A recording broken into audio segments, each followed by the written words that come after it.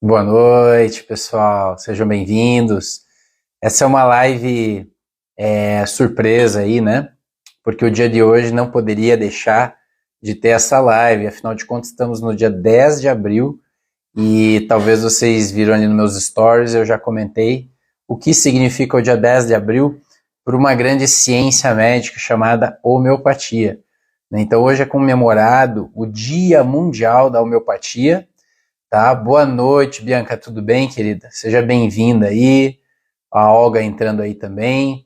Uma live mais surpresa aí, pessoal. Quem gosta de estar nas lives aí, hoje eu não divulguei essa live, mas é o dia 10 de abril, é o Dia Mundial da Homeopatia.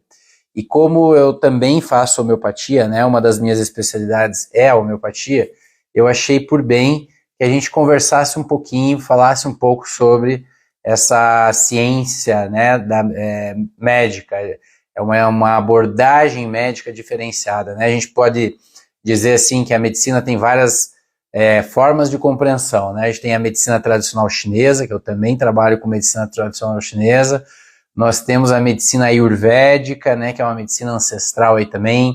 Temos a medicina antroposófica, também é uma outra abordagem médica. Temos a medicina convencional, né, que também é uma medicina muito importante, e temos a homeopatia.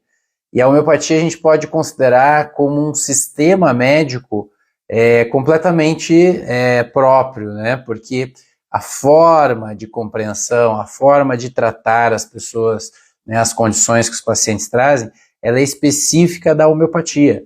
Não tem nada que se assemelhe à homeopatia, né? Então eu achei interessante a gente estar falando um pouquinho. Por que é no dia 10 de abril essa comemoração do Dia Mundial da Homeopatia? Porque foi justamente no dia 10, entre o dia 10 e 11 de abril, lá em até vou colocar a data direitinho, 1755, tá? Na cidade de Meissen, lá na Alemanha, que nasceu Samuel Hahnemann. E o Samuel Hahnemann é considerado o pai da homeopatia, né, esse médico que viveu nesse período histórico, e é muito interessante a carreira do Hahnemann, né? O Hahnemann, ele era um cara extremamente cheio de insights, né? Realmente um gênio.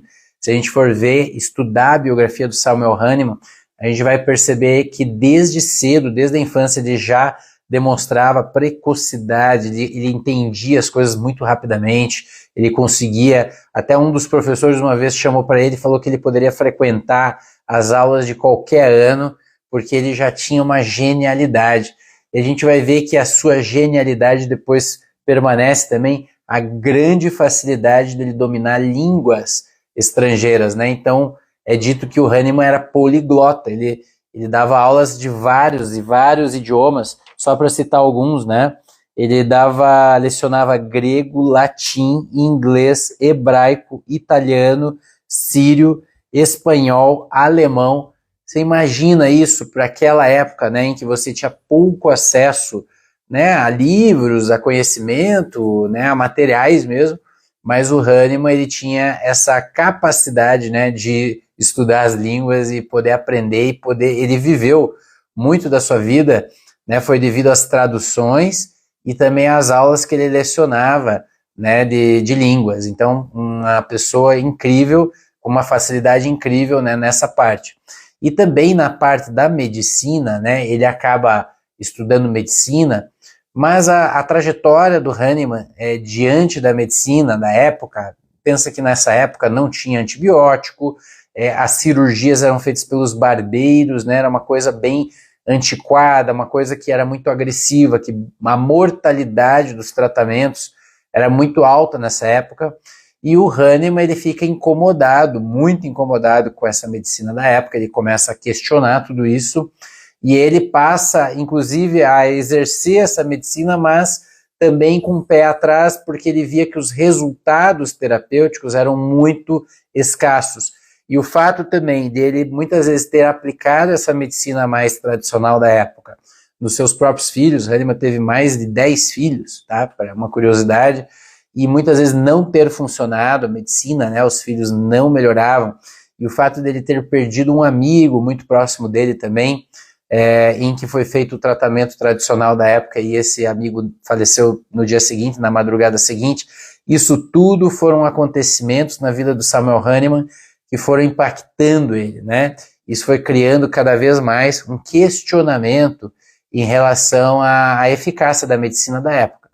E ele passa, num determinado momento, ele ganha o título de doutor, ele faz toda a apresentação dele, né, das teses dele, ganha o título de médico, mas ele acaba abandonando a medicina num certo momento da vida dele e se dedicando completamente para a tradução de obras, né, já que ele tinha essa grande facilidade com vários idiomas. E traduzindo uma dessas obras, né, isso que é o interessante, uma das obras que ele foi traduzir, né, que foi a Matéria Médica de William Cullen, editada em Edimburgo, em 1788. E ele questiona, né, ele coloca até um comentário, né, que falava assim sobre o uso da casca peruana, né, para o tratamento da malária. A malária era uma condição aí muito séria que acontecia nessa época, muitas pessoas morriam de malária, e ele, no livro, né, ele traduz esse trecho que fala do uso da casca peruana para ser utilizada no tratamento da malária. E aí ele coloca assim, né, ele faz um comentário dessa matéria médica que ele traduziu. A casca peruana, que é utilizada como remédio contra a febre intermitente, a malária, age porque ela pode produzir sintomas similares aos da febre intermitente no homem são. Olha só, aqui nesse momento a gente pode dizer que nascia o conceito de matéria médica homeopática. O que é a matéria médica homeopática? É um aspecto muito importante, são livros publicados, né, pelos homeopatas, que nada mais são do que experimentações, resultados de experimentações, ou seja, pessoas que tomaram, pessoas normais, sem nenhuma moléstia, sem nenhuma doença, que tomaram a homeopatia e a partir do contato com esse medicamento homeopático desenvolveram sintomas do medicamento, né, da reação do organismo e fizeram, né, um diário de sintomas, e isso é feito às vezes em grande número de pessoas, não só em apenas uma pessoa, e coletando todos esses sintomas, né, descritos por vários experimentadores, você consegue reunir aqueles que são mais prevalentes, que são mais fortes naquele medicamento homeopático que foi testado, e isso acaba compondo o que nós chamamos de matéria médica homeopática. Então a matéria médica homeopática, ela iniciou justamente na tradução dessa obra, e a partir daí o Hahnemann, ele começa a se dar conta de que todos os medicamentos experimentados que produziam certos sintomas, quando eles eram dados para pessoas que tinham aqueles sintomas, que estavam gravemente enfermas, com os sintomas que ele descreveu quando ele fez a experimentação, então aquele medicamento tinha um efeito terapêutico, ou seja, ele era capaz de estimular algo que não era visível, né, ele chamou depois de energia vital, e essa energia vital poderia reharmonizar, né, esse paciente, ele poderia recuperar a saúde. E ele então passa a fazer experimentações com diversas substâncias, com diversos medicamentos, inclusive com medicamentos na época que eram tidos como venenos, né, substâncias tóxicas, como a beladona, o arsênico, laqueses e assim por diante. E aí ele passa então, para não ter os efeitos tóxicos dessas substâncias, ele passa a diluir essas substâncias, né, não usar elas em dose ponderal, mas usar em doses diluídas, e isso acabou se transformando também em um dos princípios da homeopatia, que é justamente o uso de doses infinitesimais, ou seja, doses em que há uma diluição completa da substância, né, que foi prescrita. Por exemplo, o arsênico album em dose ponderal é um veneno, intoxica a pessoa. Porém, na forma homeopática, como ele é muito diluído, o efeito tóxico não vai ser revelado, mas vai ser revelado um efeito terapêutico para a pessoa que precisa tomar arsênico album. E assim por diante. Hahnemann começou a classificar essas medicações, começou a tabular os sintomas, começou a dar início a essa ciência, né, que nós chamamos homeopatia. Em 1808, o Samuel Hahnemann ele acaba publicando, né, a obra mais importante da vida dele, que é o Organon da Arte de Curar, Tá? Esse Organon teve 6 edições, depois ele foi revisando e aprofundando as suas compreensões sobre a homeopatia, e essa é uma obra que todos os médicos homeopatas, desde Samuel Hahnemann até a atualidade, estudam, porque é uma obra primordial. A 6ª edição foi a última edição, e a gente passa estudando o Organon, porque os principais aspectos da homeopatia estão todos lá contidos, né? Então eu falei aqui da homeopatia, que para que um remédio possa ser considerado homeopático, ele é diluído, ele também é dinamizado ou succionado primeiro, né? Succionado é o ato de você agitar essa solução, né? Você tem lá, digamos, um metal, auro metálico, é ouro, né? Mas ele é diluído na água e ao mesmo tempo ele é succionado, né? Então ele é agitado. O fato dessa substância, desse átomo de ouro, estar em contato com uma solução que pode ser água ou uma solução alcoólica, vai despertar esse potencial terapêutico do ouro, né? E isso a gente chama de dinamização, quando a substância homeopática é despertada, digamos assim. Um outro exemplo, natrum muriático, né, que é um remédio muito utilizado na homeopatia, nada mais é do que cloreto de magnésio. Cloreto de magnésio, para quem não sabe, é o sal de cozinha. E o sal de cozinha a gente come todos os dias, né? Ele serve para dar sabor para os alimentos, né? A gente usa na culinária. Porém, o efeito inerte do sal de cozinha é simplesmente salgar, né? Claro que ele tem um efeito celular, porque o sódio é importante, né? Um íon muito importante dentro do organismo. Mas, quando ele é diluído, né? E realmente succionado, ou seja, dinamizado, um potencial terapêutico diferente desse natro muriático é despertado, né? Desse cloreto de magnésio. Então já não é mais o sal de cozinha, já é uma substância que desperta vários sintomas nas experimentações homeopáticas, sintomas, aí que vem uma curiosidade da homeopatia, tanto em nível físico, nível local, em várias partes do corpo, quanto em nível emocional e mental, nível de percepção da realidade também. Ou seja, a homeopatia, ela consegue tratar situações não apenas do ponto de vista orgânico, porque a visão da homeopatia é uma visão vitalista, ou seja, a matéria e a energia que nós não enxergamos, a energia vital, elas todas são aspectos do mesmo fenômeno, só que o corpo está materializado, a energia vital ela não pode ser vista, mas ela anima esse corpo, né? E, portanto, os remédios homeopáticos, eles agem na energia vital, né? Então eles provocam uma reação dessa energia vital. Ou seja, eles conseguem fazer essa energia vital voltar a ter comando sobre o organismo, recuperando funções, recuperando a homeostase desse organismo a partir de um estímulo muito sutil, que é o estímulo do medicamento homeopático. Então eu estava falando do medicamento homeopático, que ele é dinamizado, ou seja, ele é diluído e succionado, e a partir desse processo, dessa alquimia que acontece dentro do preparo do medicamento homeopático, ele desperta esse potencial terapêutico, né, que a gente vai prescrever um medicamento homeopático baseado na lei da similitude, ou seja, se a pessoa sofre de angústia, de tristeza, se sofre de uma dor no peito, uma palpitação, se sofre de um medo, né, medo de cair de uma certa altura, medo de cachorro, qualquer coisa, pessoal, que está pairando na experiência dessa pessoa. A homeopatia, ela pega a coletânea desses sintomas bem importantes, seja no nível físico, mental, emocional, da percepção que a pessoa tem, e ao colocar todos esses sintomas, nós vamos tentar achar na matéria médica, nas experimentações homeopáticas, se tem algum medicamento parecido com quem essa pessoa está vivenciando. O fato de eu prescrever, né, uma coisa que é parecida com o processo do adoecimento, né, o semelhante aqui, vai propiciar justamente um estímulo, né, quando a pessoa toma um remédio homeopático, vai propiciar um estímulo para que essa energia vital seja despertada e que haja uma harmonização novamente de funções que foram perdidas pelo organismo, tá?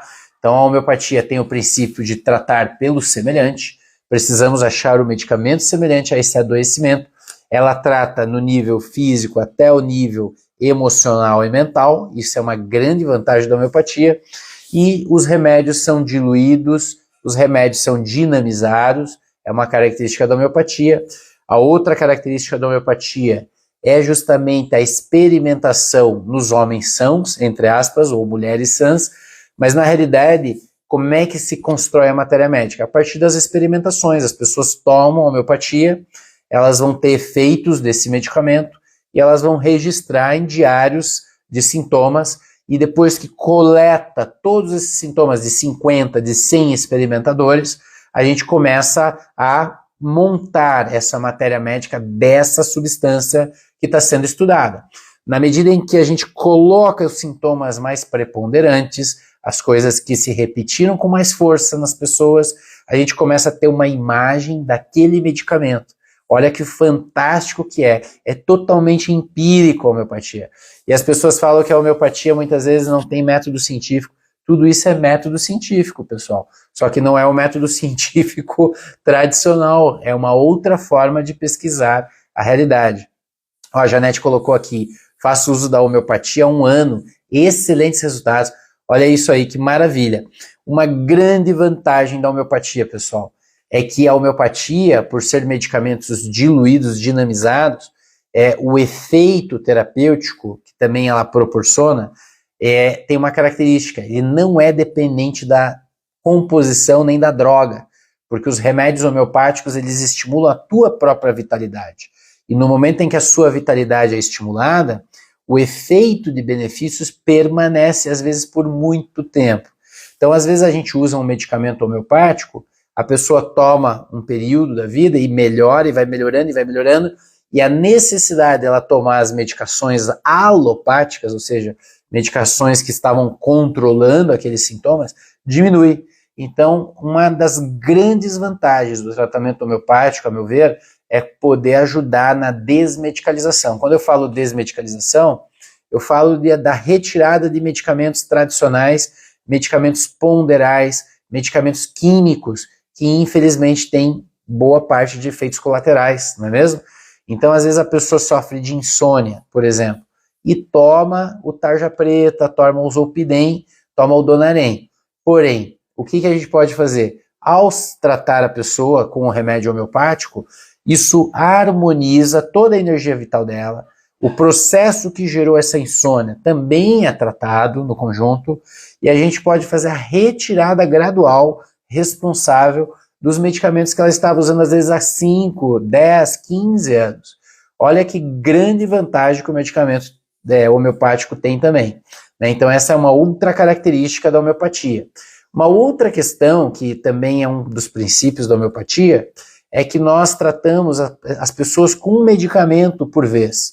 A gente não mistura como na alopatia, vai ser um medicamento para dor no pé, vai ser um medicamento para o estômago, vai ser um medicamento para dor no peito, vai ser um medicamento para diabetes, um medicamento para cálculo renal, enfim. Na homeopatia a gente compreende o processo que esse sujeito está passando, em nível físico, mental, emocional e espiritual. A gente prescreve um medicamento que tem a ver com toda essa compreensão, e nós prescrevemos um medicamento por vez. Não significa que a gente não vai mudar, né, a prescrição de acordo com as mudanças que a pessoa vai tendo, mas a gente prescreve um medicamento por vez, remédio único.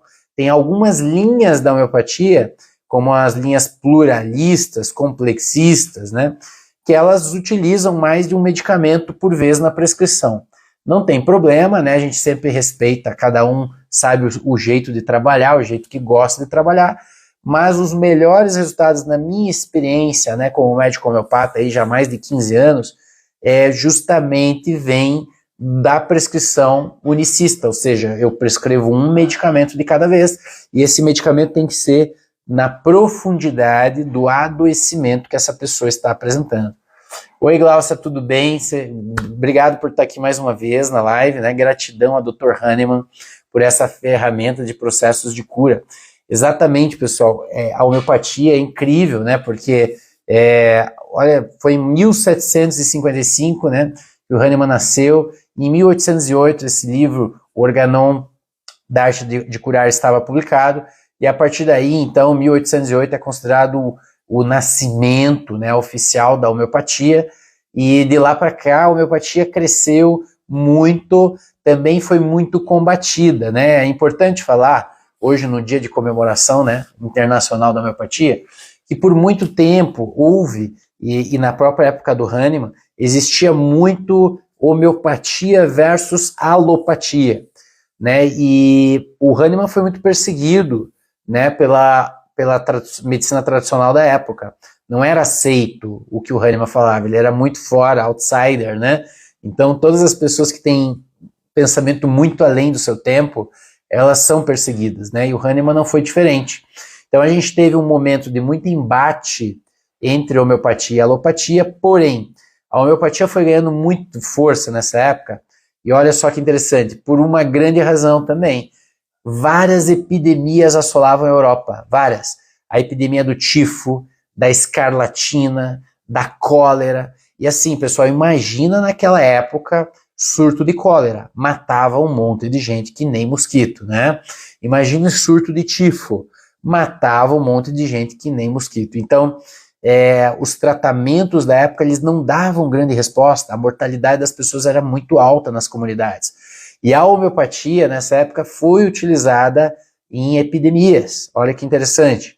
E a mortalidade das pessoas que usavam homeopatia, isso tudo está documentado, era muito menor, era assim, 80% menor do que nas pessoas que não tinham se tratado com homeopatia, que tinham usado os tratamentos convencionais da época médica, né? Então a homeopatia cresceu muito em virtude do seu uso nas epidemias. Por isso que às vezes as pessoas falam assim, o remédio homeopático, ele só trata questões de criança, questões assim de pele, né? As pessoas, alergias e tal. E muito pelo contrário, pessoal. A homeopatia tem um grande efeito em tratamentos de condições agudas.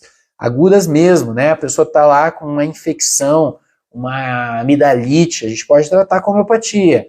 A pessoa está com um quadro de pneumonia, já tratei pessoa com pneumonia só com homeopatia. É possível. A pessoa está numa crise de alergia muito grave, muito intensa, né, aguda.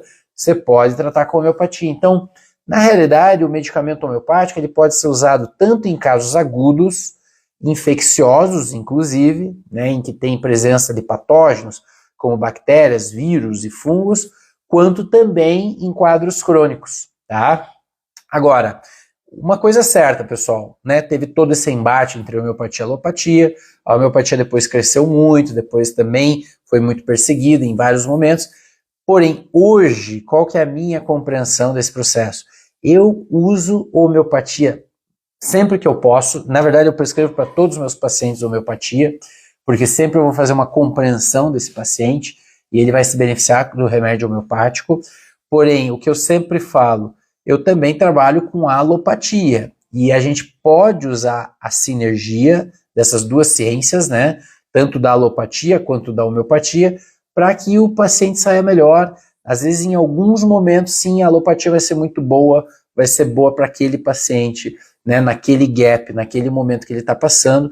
Agora, claro que a gente sempre vai tentar usar o mais possível a homeopatia, tá? Mas os tratamentos alopáticos e homeopáticos, a meu ver, eles podem andar juntos sim. Tem algumas situações, né, que eu não gosto muito de alguns tratamentos alopáticos. Por exemplo, todo paciente que eu prescrevo homeopatia, eu deixo muito claro para ele que é preciso evitar o corticoide. Por que evitar o corticoide?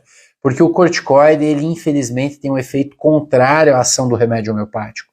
Se o remédio homeopático estimula a energia vital de dentro para fora, levando os processos de patogênese, né, tudo que é fator patogênico de morbidade para a região da pele, expulsando por excreção, catarro, diarreia, né, fazendo uma limpeza nesse organismo como um todo, já o corticoide faz o contrário, ele empurra para dentro, faz uma supressão sintomática, seja o corticoide na pele, o corticoide via oral, né? Então, assim, sempre que possível, com um tratamento homeopático, eu não gosto de usar o corticoide, ele atrapalha muito a reação do remédio homeopático.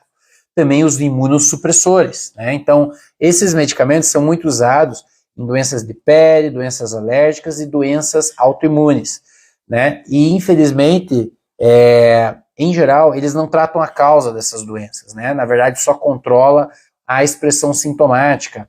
mas não se questiona muitas vezes o porquê que o organismo chegou nessa bagunça, né?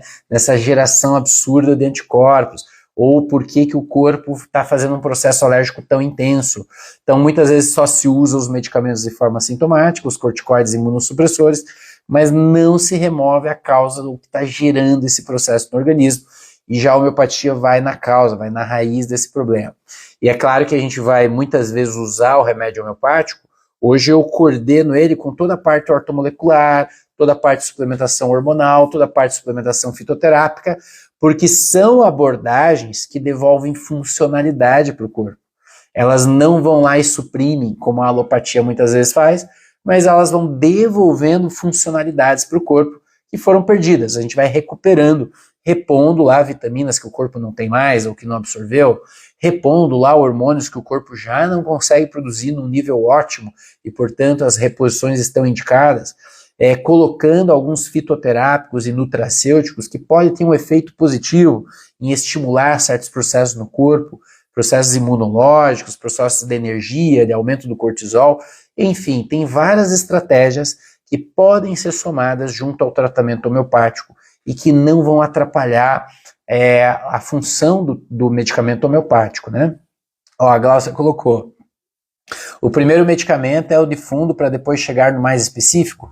Esse termo que a Glaucia colocou, medicamento de fundo ou medicamento da superfície, veja bem, o medicamento de fundo sempre quando a gente vai fazer a compreensão do caso homeopático, da pessoa que a gente vai tratar, a gente sempre tenta prescrever no maior nível de compreensão e profundidade que a gente conseguiu ter do caso. Isso envolve sintomas físicos, generalizações do caso, modalizações de sintomas, sintomas psíquicos, mentais e de percepção que a pessoa traga. Muitas vezes a gente não consegue chegar à conclusão de qual seria esse processo de adoecimento que a pessoa está apresentando e, ainda mais, qual seria a substância experimentada homeopática que tem a ver com esse processo. Porque para que a homeopatia tenha o efeito de cura, ela precisa ter esse encaixe. Quanto mais perfeito esse encaixe do processo da enfermidade com o processo do remédio homeopático, isso vai dar uma grande reação do organismo, né, que é a reação secundária, que a gente chama. A reação primária é do medicamento, a reação secundária é da reação que o organismo vai fazer para recuperar as funções. E, portanto, se a gente consegue achar esse encaixe, quanto mais perfeito esse encaixe, mais a gente consegue dar um efeito de cura mais profundo para essa pessoa. E a gente já viu, né? Eu já fui para a Índia 3 vezes. Uma foi para estudar homeopatia. E a gente indo para a Índia, a gente via as prescrições, né, de grandes homeopatas como o Sankara, né, que é um dos meus professores aí principais hoje. Acompanho o Sankara e gosto muito da escola da The Other Song, né, que é a escola da Índia, em que ele consegue fazer prescrições profundas e doenças aparentemente incuráveis, mesmo cânceres, tumores, metástases, sofrem regressão. A gente vê isso acontecendo lá e é claro que eles têm uma habilidade com isso, né, uma experiência muito profunda, e eles fazem esse tipo de prescrição, ou tirando a pessoa completamente de um quadro agudo, de uma infecção ali aguda, uma doença autoimune, ou seja, é possível sim tratar situações do mais simples ao mais complexo com homeopatia, tá? E a gente vai ter que ter essa habilidade de compreender esse processo. E aí, quando a gente entende bem o processo da pessoa, Glaucia, a gente chama do simílimum. A gente chegou no simílimum daquele momento, que também pode ser compreendido como um remédio de fundo. Esse remédio de fundo, ele mexe nas questões centrais, né? Existe também o termo drenadores, né? Escolas francesas, como da homeopatia francesa, elas trabalham às vezes com remédio de fundo e ao mesmo tempo algum medicamento que age drenando fatores patogênicos, né? Eu não trabalho tanto com essa escola, mas respeito super quem trabalha, que tem bons resultados também, sabe fazer dessa forma aí. Mas a gente fala muito do remédio de fundo agindo e às vezes no quadro agudo a pessoa precisa modificar um medicamento homeopático porque ele vai ser mais útil para aquele quadro agudo. Vou dar um exemplo, né? Semana passada tinha uma paciente minha que tem lá a medicação dela homeopática, mas não estava fazendo efeito e ela passou a ter um quadro agudo de infecção urinária. Eu mudei para um medicamento específico dos sintomas da infecção urinária para tirar ela do quadro agudo e ela saiu e ela voltou a tomar o medicamento dela mais de fundo. Então é assim que o médico homeopata muitas vezes trabalha. Mantém um medicamento que vibra no geral da pessoa, mas quando tem um quadro de agudização, quando tem uma situação que pede uma mudança da prescrição, a gente muda e a gente espera a pessoa melhorar e aí depois volta ou às vezes até troca o medicamento. O importante é que um medicamento é utilizado cada vez. A gente não faz bagunça, mistura de medicamento. Ó, a Márcia perguntou, como fazer reposição hormonal e homeopatia? Um diminui ou anula o outro? Obrigado por essa pergunta, Márcia. Fantástica a sua pergunta. Eu trabalho com homeopatia e eu trabalho com longevidade saudável, eu trabalho com reposição hormonal, trabalho com todo o modelo de medicina funcional integrativa. E olha bem, né? A gente não vai fazer numa mulher que já não funciona mais o ovário com a homeopatia a reposição hormonal. A homeopatia ela vai devolver, às vezes, uma melhora nos sintomas do calorão, da irritabilidade, vai deixar a mulher mais tranquila. Eu sempre prescrevo remédio homeopático para as mulheres pós-menopausa. Mas a gente não pode ter a ilusão de que o remédio homeopático vai substituir uma reposição hormonal. O hormônio tem, é uma molécula fantástica que o corpo produziu até os 50 anos e não produziu mais depois. E o corpo vira um caos sem os hormônios. Eu sempre falo isso aqui no meu perfil, que o hormônio ele tem um papel preponderante para quem está procurando saúde e longevidade, pessoal. Não tem como, né, você hoje, mulher, sendo pós-menopausa, você ficar sem reposição hormonal. É uma loucura, porque o seu corpo entra num caos metabólico. E a homeopatia, ela ajuda, ela vai devolver um equilíbrio, mas não a ponto do que o hormônio faz, porque tem um receptor específico de estradiol, tem um receptor específico de progesterona, tem um receptor específico de testosterona, um de estrona, um de estriol. Não tem como fazer, ter o mesmo tipo de resultado terapêutico. Então, nesses casos, eu faço toda a terapia de reposição hormonal da mulher, ou do homem, e ao mesmo tempo homeopatizo. E eles não concorrem, tá? Muito menos. As pessoas têm medo de hormônio. Mas o hormônio, pessoal, o hormônio bioidêntico, o hormônio isomolecular, ele é uma estrutura química de algo que teu corpo já conhece, que seu corpo produziu, quando você era mais jovem, ou que está diminuindo a produção, mas o seu corpo entende completamente o que é um hormônio. O hormônio é uma prescrição completamente natural, nem é medicamento, eu digo, é uma suplementação que precisa ser acompanhado pelo médico, tá? Às vezes a pessoa para de vir e continua tomando, não pode. Todas as prescrições hormonais, elas têm que ter validade aí de 3 meses, têm que ser revistas, têm que ser reolhadas, elas precisam ser acompanhadas com exames laboratoriais, mas o efeito que um hormônio pode dar no corpo da pessoa é fantástico, e não tem como comparar no caso de uma mulher pós-menopausa. A homeopatia vai ajudar para todo o resto, deixar essa mulher mais tranquila e tal. Mas ela pode usar o remédio homeopático junto com a terapia de reposição hormonal, tá? Não tem nada aqui que briga com o outro. E eu tenho inúmeras pacientes que usam os dois e estão fantasticamente bem, muito bem, evitando sua osteoporose, evitando sua perda de massa muscular, evitando a sua neuroinflamação, ganhando mais libido, tendo mais qualidade de vida e também estão homeopatizadas. Então uma coisa aqui não exclui a outra, tá? Tem algumas linhas de homeopatia ainda, alguns médicos mais antigos que falam, que se você está tomando uma coisa dessa aqui, você não pode tomar mais nada, só pode tomar homeopatia. Eu não compartilho dessa visão, tá? Eu acho que o mais possível disso aqui é melhor. Aqui é na forma de glóbulos, não sei se vocês estão vendo aqui, ó. Glóbulos, mas tem também a forma líquida, aqui tem um restinho de uma homeopatia, então a gente vai usar o máximo possível a homeopatia, mas as reposições hormonais eu sempre uso, e não tem como é que você vai competir uma homeopatia com o hormônio da tireoide, uma vitamina D, um cortisol, um DEA, uma progesterona, uma pregnenolona, uma melatonina, cada hormônio vai ter seu papel e eles podem conversar junto com o tratamento homeopático, tá? Essa é a minha visão. A limpeza inicia no sentido da cabeça até os pés, que expurga as toxinas.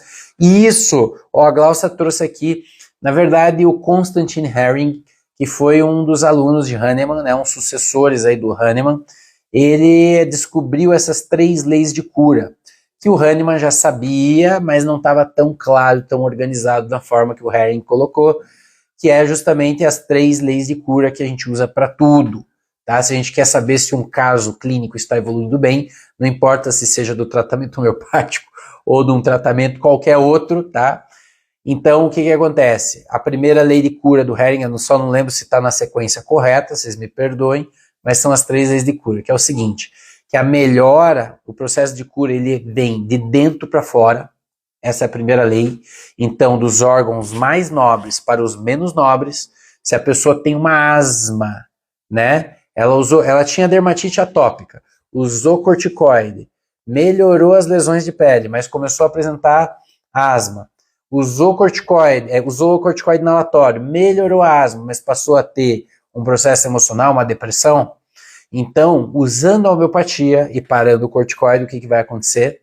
Quando o remédio homeopático for prescrito, a depressão vai ser melhorada, porque é o órgão nobre, cérebro. Depois, vai voltar os sintomas da asma, porque é um retorno de um sintoma antigo. Mas isso vai ser por um curto período.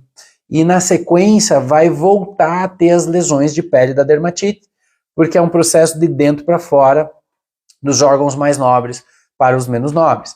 Também Hering falou que a melhora do quadro é do centro para a periferia, né? Então, é essa lei, né? De dentro para fora, do centro para a periferia e de cima para baixo, ou seja, da cabeça, né? No caso ele está falando de cérebro, coração, glândulas aqui muito importantes, até os pés. Então, quando o paciente, por exemplo, fala, puxa, eu tomei a homeopatia e comecei a ter processos de diarreia, processos de alergia no corpo. Eu tomei um remédio homeopático esses dias. No dia que eu tomei a homeopatia, eu tive coceira no corpo inteiro. Então, o que é isso? Na realidade, é essa movimentação energética, reação vital que o corpo está fazendo, expulsando fatores patogênicos, toxinas aí, né, que lá se colocou, jogando na pele, indo embora, expulsando esses processos. Isso também pode vir na forma de lesões de pele, na forma de diarreias, na forma do suor, no xixi, na urina, ou seja, a gente vai expurgando mesmo esses processos que estão em desequilíbrio no organismo. Então são as leis de cura de Hering, muito interessante, de dentro para fora, centripetamente, né, do centro para a periferia, dos órgãos mais nobres para os menos nobres e de cima para baixo, né, da cabeça até os pés. Essas são as leis de cura de Hering. Deixa eu ver se tem mais perguntas aqui sobre homeopatia. Ana Luísa, doutor, o senhor dá curso de soroterapia? Fui no link da bio, mas não encontrei. Curso de soroterapia eu não dou, tá, Ana? E na realidade esses cursos de soroterapia, eles são feitos para médicos, né? Então só médicos que podem prescrever soroterapia, tá? Então uma prescrição de soroterapia é uma prescrição médica. Isso, se você for médico, você pode fazer cursos de soroterapia, sim. Na realidade eu não dou curso, mas eu tenho vários colegas médicos que dão cursos. Se você for médica, eu vou te passar, depois me manda um direct, que eu te passo o contato dessas pessoas que dão cursos, tá? Sempre a prescrição de qualquer dose endovenosa, de qualquer substância endovenosa, pessoal, é prescrição médica, tá? Por favor, hoje em dia as coisas estão muito invertidas, né? As pessoas não têm noção, mas vão ali na esquina e fazem acupuntura com qualquer pessoa e na verdade é uma especialidade médica. Vão ali na esquina e prescrevem remedinho homeopático, que na verdade é uma especialidade médica. Soroterapia, vão ali na clínica que dá soro ou na enfermeira que vem visitar em casa, que bota uma substância que ela nem conhece, vendendo como soroterapia, mas cadê a prescrição médica? Ou seja, seriedade dessas terapias precisa de prescrição médica, tá, pessoal? Que bom que você fez essa pergunta, Ana. Então tem excelentes médicos que dão curso de soroterapia, mas eu sugiro, né, que realmente você procure esses cursos no caso de você ser médica. Se você não for médica, você não vai poder trabalhar com soroterapia, tá? Então isso é bem importante falar. Por quê? Porque a soroterapia é na veia, pessoal, você tem que ter uma estrutura clínica de atendimento de primeiros socorros, você tem que dar todo o resguardo de ambulância, você tem que ter o alvará de funcionamento, tudo isso, responsabilidade médica, carimbo no prontuário, ou seja, exige uma seriedade para você poder ter o resultado terapêutico dessas terapias nutricionais pela veia ou ortomoleculares, né, como a gente também chama. A Glaucia falou, depois só produz na adrenal. Eu já perdi aqui o contexto que ela falou, mas ótimo. Salve a arte da cura. Isso aí, querido Paulo, né, tá participando aqui. A Márcia colocou assim, é verdade que só se pode fazer a reposição por 10 anos ou é mito? É mito, tá, Márcia? Não tem nada a ver, isso já caiu por terra há anos. Há anos, se você ainda escuta de colegas médicos que só pode fazer reposição hormonal com 5, 10 anos, fuja desse colega, porque ele não está atualizado, tá? Os médicos também que falam que não existem hormônios bioidênticos, que às vezes eu escuto umas besteiras assim, gente, não sejam bobos, vão no Google Scholar, que é uma grande base de pesquisa, tá? de materiais médicos, né? De artigos científicos, e coloca lá, Bioidentical Hormones, Isomolecular Hormones, e vai ver quantos milhares de trabalhos publicados com hormônios isomoleculares ou bioidênticos. Então o médico que fala que isso aí não tem nada a ver, que não existe, não está sabendo. Falta estudar e falta humildade de dizer que não entende dessa coisa e fica falando mal, tá? Infelizmente, na medicina tem muito disso. Eu concordo total que a gente não precisa saber de tudo, nem tem como saber de tudo, né? Afinal, o conhecimento médico ele se multiplica rapidamente, mas não fale de terapias que você não conheça. Não critique a homeopatia se você não estudou e não exerceu a homeopatia por um período. Não fale mal de acupuntura se você não fez um curso de acupuntura e testou acupuntura em várias pessoas. Não fique falando de terapia de reposição hormonal ou ortomolecular, falando mal, se você nem mais lembra o que é uma via metabólica. Você não sabe nem o que a glicose faz no teu corpo e ainda fala mal das suplementações para diminuir a resistência insulínica. E exemplos, né, pessoal? Infelizmente, muita arrogância na nossa categoria, mas em outras também, falta conhecimento, né?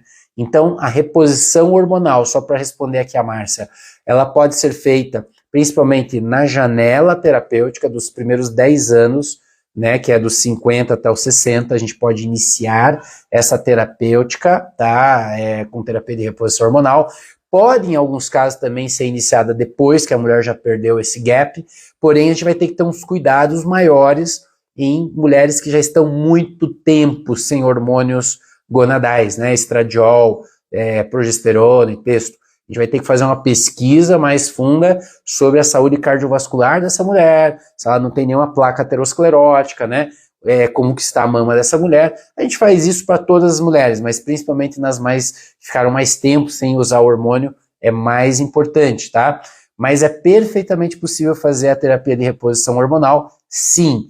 E o ideal é que comece o quanto antes, por isso, mulheres, a partir dos 35 anos, já existem quedas múltiplas hormonais, você não precisa esperar a menopausa para começar a terapia de reposição hormonal, a progesterona, a própria testosterona cai muito antes do estradiol, né, e a gente já pode, às vezes, fazer suplementação desses hormônios 10 anos antes deles estarem lá em nível baixo, ou seja, evitando o envelhecimento, dando qualidade de vida para essa mulher, mantendo essa mulher ativa, com uma alta performance, com boa libido, com boa memória. Para que a pessoa precisa ficar um caco, né? Para daí a gente fazer alguma intervenção. A medicina às vezes é burra, né? A medicina focada em doença, ela espera a pessoa ficar doente. Enquanto a pessoa não está doente, mas ela está aqui 0,1 não doente, não é feito nada. Na verdade, a gente já pode fazer muita coisa. Eu tenho pacientes aqui de 20, 25, de 30 anos acompanhando comigo, que eles estão assintomáticos, mas já existem suplementações personalizadas, já existem pesquisas genéticas deles para justamente perceber as fragilidades maiores dessas pessoas, onde que a gente vai ter que fazer mais prevenção, onde que a gente tem que pegar mais pesado, tá? Então é perfeitamente possível fazer, tá? Só que infelizmente procura o médico que saiba desse assunto. Se ele não souber, é melhor você não ir, porque você vai ouvir besteira, tá? Mas pode ser feito sim, né? E na verdade tem mulheres, tem pacientes minhas que estão há mais de 5, 7 anos aí fazendo terapia de reposição hormonal, e eu espero que até o último dia da vida delas, elas vão estar fazendo terapia de reposição hormonal, porque isso previne o envelhecimento. E eu quero que elas vivam bastante, que elas tenham vitalidade, essa é a minha intenção, tá? Então ficou mais claro essa questão? Ó, até a Márcia falou, libido, amém. Com certeza, uma vida tem que ter libido, né, gente? Sem libido, como é que a vida é levada, né? Libido não só para a questão, a libido na relação sexual, mas libido, tesão pela vida. A gente tem que ter tesão pela vida. Se o teu tesão pela vida está muito baixo, você não quer mais nem namorar, né? Não quer fazer mais contato com ninguém, dá aquela preguiça, não está normal, né? Você pode estar até acostumada ou acostumado com isso, mas não é normal, tá? Isso já está totalmente alterado. A Glaucia falou assim, ó, tem que armazenar a homeopatia longe dos aparelhos eletrônicos para preservar a vibração. Isso, ó, pessoal, aqui, ó, quando eu vou usar o remédio homeopático, eu dou 10 batidinhas para repotencializar o medicamento. E é claro, quando você vai tomar a homeopatia, isso que é básico, ó, vem no conta-gota, você não encosta na saliva, você vai colocar longe, né, para que não contamine a solução, tá? E se for bolinha, no caso, né, você vai colocar sublingual e vai deixar absorver, tá? Então, é importante que não tenham aparelhos eletrônicos perto da homeopatia, que não tenha mofo, que não tenha óleos essenciais perto, que não tenha sol diretamente na homeopatia, tá bom? E se você cuidar dessa forma, ela dura anos. Já tem também efeitos aí homeopáticos de, às vezes, homeopatia de muito tempo, ficou guardada. Ela não é aquela só validade que a farmácia coloca ali no rótulo, né? Porque aquilo ali a Anvisa exige, mas a gente sabe que o efeito terapêutico da homeopatia pode ser feito, só pode acontecer mesmo muito tempo depois, desde que o medicamento homeopático esteja bem guardado. Longe da menta e do café também. Isso, daí tem esses antídotos, né? O café, eu não vejo o café em pó melhor que não, mas a pessoa pode tomar café e vai ter o efeito terapêutico da homeopatia. A menta, os enxaguantes bucais, as pastas de dente, né? Muitos homeopatas são bem firmes nessa questão de evitar o uso dessas substâncias, a cânfora, né? Coisas canforadas, cremes canforados, eles têm o efeito de antidotar o efeito homeopático. Particularmente, eu sempre oriento meus pacientes a evitar, mas também não sou xiita. E às vezes acontece da pessoa ter contato com uma dessas substâncias, mas o que eu noto é que a terapêutica se mantém, a pessoa continua tendo benefício com o tratamento homeopático. Excelente pergunta, Simone. Homeopatia pode ajudar na ansiedade? E eu diria assim, olha, o uso dos remédios homeopáticos, da homeopatia, nos quadros mentais é fantástico, pessoal. Eu digo assim, para ansiedade, para pânico, para depressão, para insônia, para qualquer tipo de angústia que a pessoa tenha. Na esfera mental, a pessoa fala assim, olha, eu tenho muitos medos, muitos receios, inseguranças, né? Para tudo isso, a homeopatia tem um papel muito interessante. O tratamento homeopático tem um efeito terapêutico muito poderoso e eu uso isso direto para evitar completamente a hiperprescrição de remédios controlados, tá, pessoal? Então, respondendo, Simone, sim, a homeopatia pode ter um grande efeito para o tratamento da ansiedade, tá? E eu, assim, muitas vezes eu evito entrar com medicamento ansiolítico, né, clássico, e eu uso suplementação ortomolecular, né? Então eu vou trabalhar em todas as vias da serotonina, da produção da dopamina, da produção do GABA, né, que são neurotransmissores que ajudam a regular essa ansiedade para baixo. Vou fazer essas suplementações, vou tratar o intestino da pessoa, vamos ajustar o estilo de vida dela e vamos usar o medicamento homeopático. E às vezes uso também a acupuntura, por exemplo, como uma estratégia de tratamento da ansiedade, uso a soroterapia, onde que o meu vídeo travou um pouquinho. A gente deve ter voltado. Voltou aí, pessoal? Reconectou? Ele mostrou aqui que estava fora do ar. Então eu vou usar também da acupuntura, da soroterapia, né, para aquela pessoa poder ter uma produção de neurotransmissores facilitada. Ou seja, a gente pode lançar a mão de um arsenal terapêutico que não é só lá a prescrição do psiquiatra, aquela prescrição baseada em ansiolítico, remédio alopático. Não vou dizer que eu nunca usei, e inclusive eu uso remédios psicotrópicos, quando eu vejo que o paciente não está dando conta, e às vezes ele não tem condição de vir fazer uma acupuntura na clínica, nem de fazer soroterapia, ou ele está muito angustiado, ele não está conseguindo esperar o efeito das suplementações, enfim, às vezes eu vou lançar mão de um uso de um medicamento alopático, mas sempre pelo menor tempo possível, tá? Essa é a ideia. Deixa eu ver se tem mais perguntas aqui. Obrigado, Márcia, você que é legal que está participando aqui. Ó, libido é vida, exatamente. Libido é vida, gente, por favor. Vamos ver o que mais que vocês falaram aqui, ó. Tem vários questionamentos. A Mônica colocou aqui, não sabia dos óleos essenciais. Eu tive uma live há um mês atrás, né, com a Amanda Servo. Inclusive essa live está gravada aqui, que a gente só falou de óleos essenciais para o tratamento de várias condições, né? E aí a gente discutiu essa questão dos remédios homeopáticos. Como o óleo essencial ele tem muita força assim, do cheiro, né, mesmo da fragrância, isso pode entrar no frasco da homeopatia e contaminar a solução. Ou seja, vai perder o efeito, né, do que é o remédio homeopático. Outra coisa, pessoal, sempre, se você for viajar em aeroporto e você for levar os medicamentos homeopáticos, o ideal é que você pegue a prescrição médica, pegue o vidrinho de homeopatia e conversa no raio-x para passar por fora. Porque se passar por raio-x, a homeopatia antidota, né? Quebra todo o efeito sutil da homeopatia, tá? Acho que essas restrições deveriam ser informadas claramente. Isso, geralmente, algumas farmácias homeopáticas, elas dão lá um papelzinho que tem todas essas questões dos cuidados com o remédio homeopático, né? E a gente às vezes procura falar também na consulta, mas é claro, sempre é bom ter mais informação, né? Às vezes fica um pouco desencontrado isso aí. Chás também, chá de menta, né? Chá que tenha coisa canforada, assim, com muita menta, a própria hortelã muito forte, alguns consideram que antidota, sabe, Glaucia?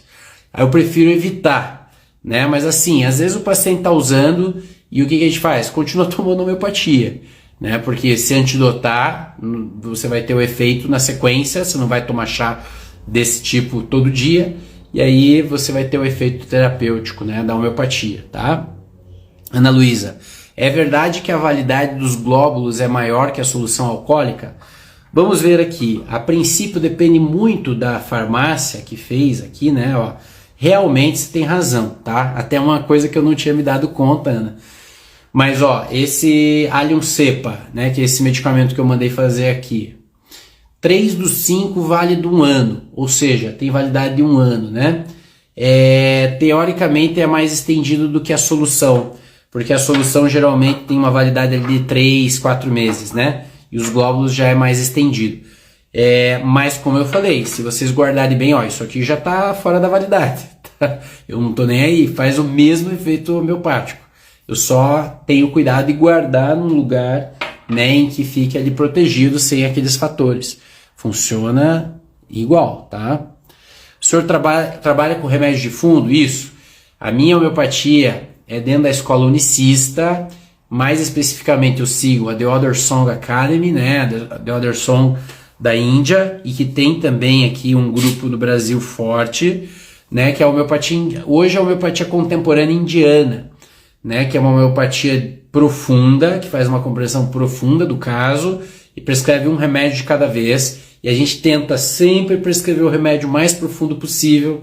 É claro que na homeopatia às vezes a gente usa algum medicamento temporariamente para fazer uma limpeza de terreno, né, às vezes usa nosódios e sarcóides, que são medicamentos homeopáticos feitos de secreções patológicas ou fisiológicas do organismo, mas depois sempre com um medicamento de cada vez. Então a gente chama isso de uma homeopatia unicista, a gente pode chamar o remédio de fundo, pode ser chamado assim também, tá?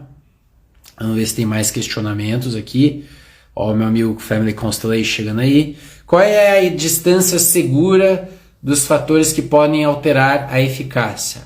Eu não sei se eu entendi bem a pergunta, Mônica, mas a distância segura é o seguinte, digamos que você vai guardar o remédio homeopático lá na estante, coloca só o remédio homeopático ali por perto.